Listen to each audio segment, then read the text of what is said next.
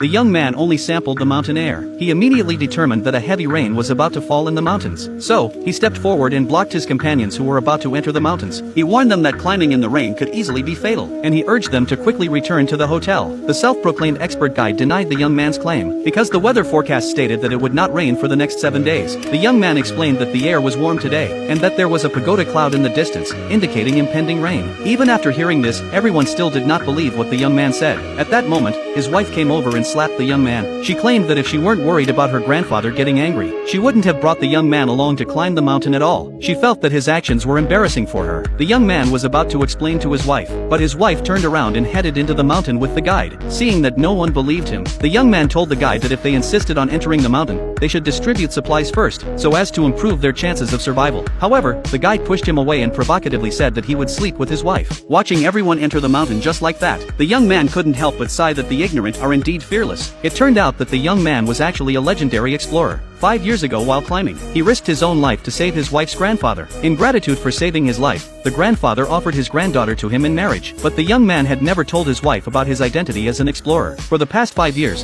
his wife had been busy with her career, and thought that the young man was just living off her. Although his wife didn't care much about him, she remembered the grandfather's request for him to take good care of his granddaughter. So, he retrieved a 5-year-old, long-forgotten expedition blade and set off into the mountain. By that time, everyone had already reached the inner edge of the mountain. Beyond the bear warning sign lay an undeveloped, pristine forest. The group was worried about encountering wild beasts. The guide confidently asserted that the lakeside campsite he had chosen was very safe, and that with him there was nothing to fear. Seeing the guide so confident, the group continued onward with him. At that moment, there was suddenly a rustling in the surroundings. Just as they thought they had encountered some wild animals, they suddenly saw the young man walking out of the grass. The young man told them that the route they were taking was highly likely to encounter a mudslide. Hearing this, the guide immediately retorted that he was talking nonsense. He had just said that heavy rain was coming and now he said there would be a mudslide. But no one believed a word he said. Unexpectedly, the next second, the sky suddenly started to rain. Although the young man's prediction came true, when he was about to take his wife away, his wife hesitated. At this moment, the guide claimed that such unpredictable weather was normal here. A light rain would not affect their mountain climbing, and that camping in the rain was even more enjoyable. At that moment, his younger brother also urged the woman to continue into the mountain with the guide. Just as the woman agreed, the young man loudly scolded the guide for his lack of safety awareness, claiming that his actions would kill everyone. However, the guide, who prided himself on being an experienced and knowledgeable guide, was not at all afraid of a little rain. Suddenly, the young man sensed something was off. He immediately lay down on the ground to listen for any sounds. Seeing the mud on the ground, he deduced that heavy rain had fallen here. From the slight vibrations in the ground, he determined that a mudslide was imminent, but no one believed him. His younger brother even took out his phone to start a live broadcast.